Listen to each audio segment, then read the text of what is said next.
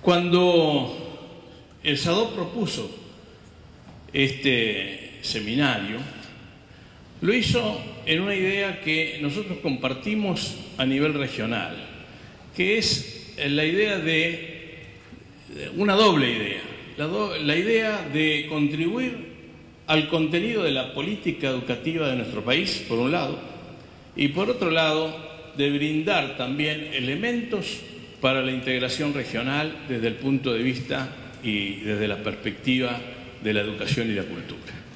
Nosotros entendemos que las organizaciones sindicales, y entre ellas las de educación, las organizaciones sindicales educativas, no tienen solamente un papel reivindicativo en este mundo que vivimos ya en este siglo XXI. No basta con que nosotros pidamos que nos aumenten los salarios o que nos mejoren las condiciones laborales.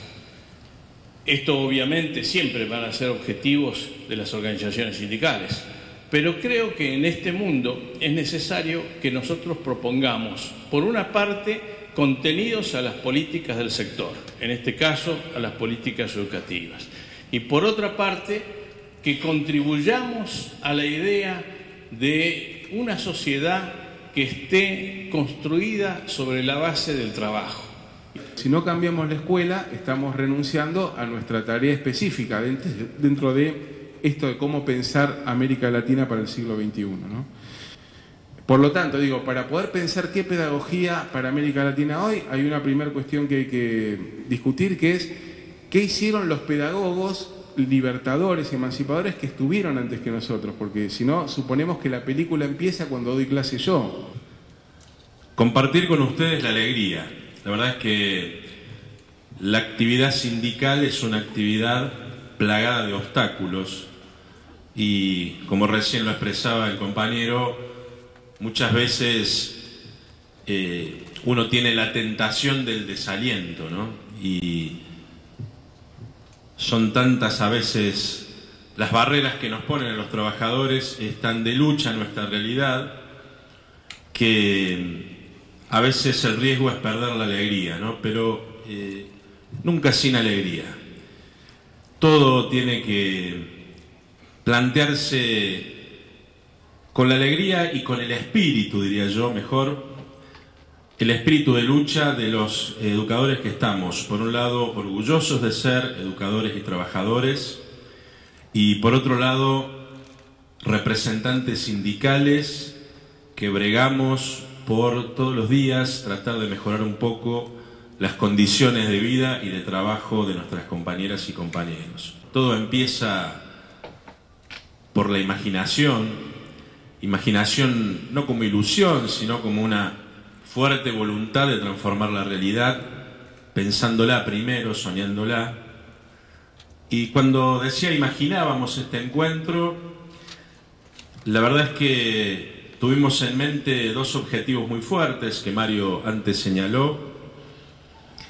Uno, realizar un aporte a la consolidación de los procesos de integración regional que se vienen dando en nuestra América y que nos parecen centrales, estratégicos, para consolidar espacios autocentrados, soberanos, independientes.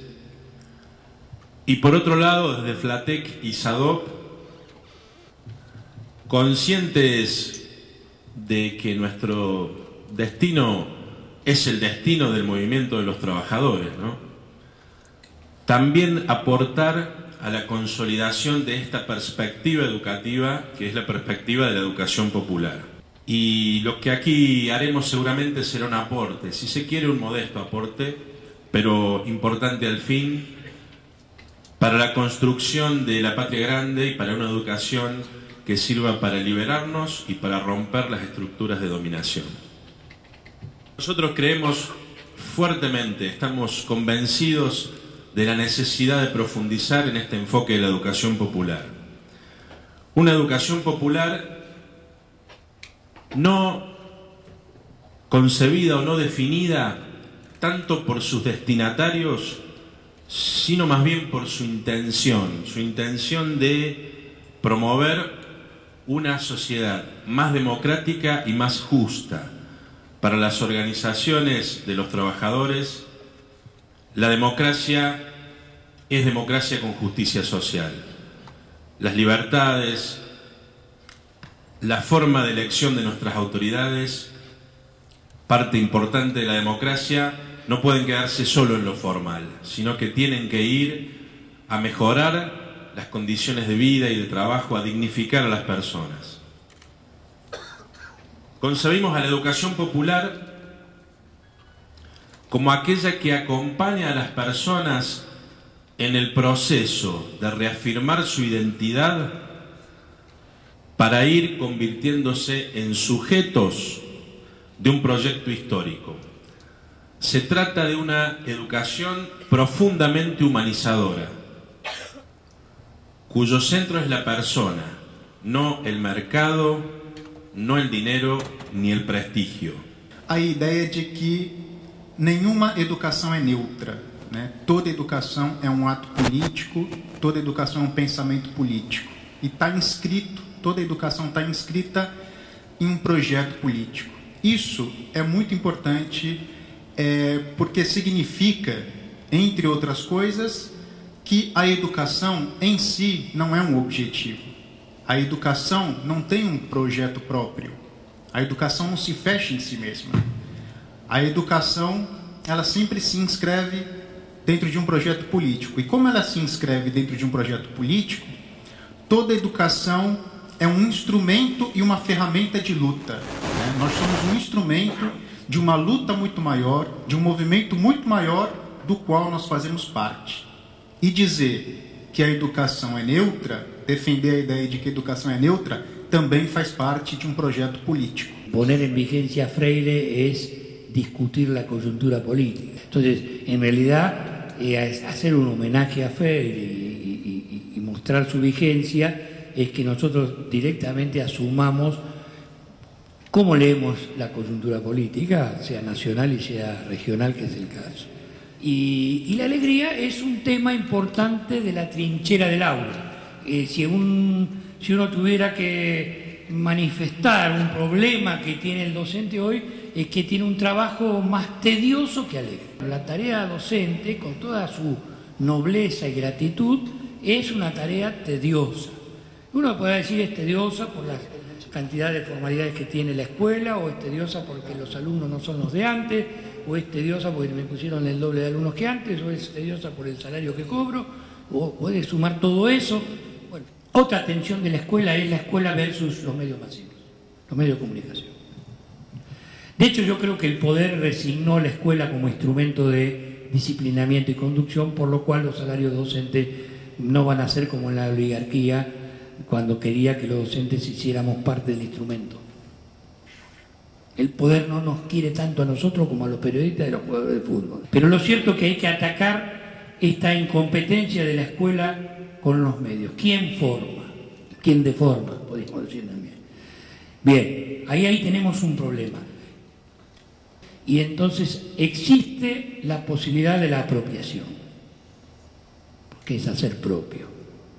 Y la apropiación es como nosotros, ¿qué hacemos con las TIC? Como se llama ahora. Cómo nos imbuimos los docentes de la tecnología de la comunicación.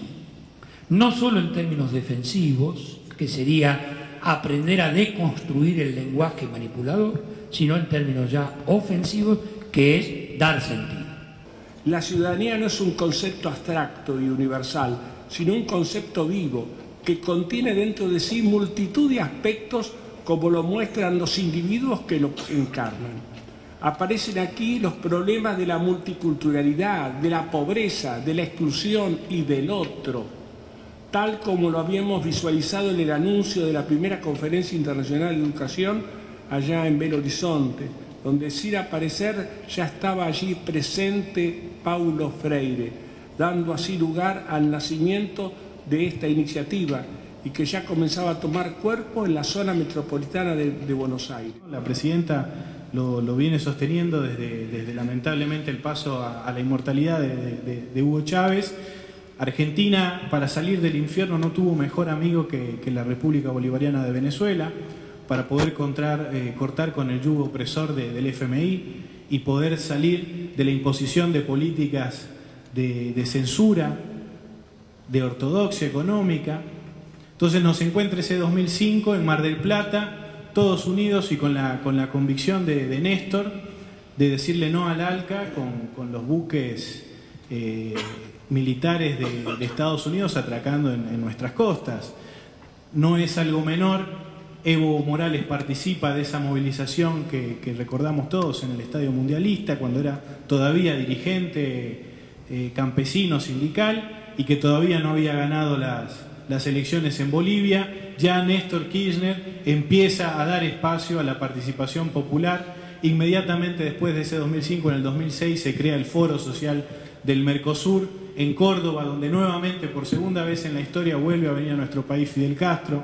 Es el último viaje que hace Fidel Castro fuera de Cuba, que también aprovecha para rendirle homenaje al Che Guevara, otro argentino que dio la vida por esta América Latina unida. Entonces, son las fechas, son los idas y vueltas en la historia, en esta búsqueda de nuestros pueblos de poder encontrarse y de emanciparse, de poder desarrollarse, y cuando un río no llega a su cauce, ustedes saben que va a avanzar y que va a encontrar la rendija y que va a avanzar. Y ese es el destino de grandeza que tiene nuestro pueblo en la América Latina, ese es el destino que nosotros vemos y que estamos reencontrándonos con Argentina a partir de esta década ganada.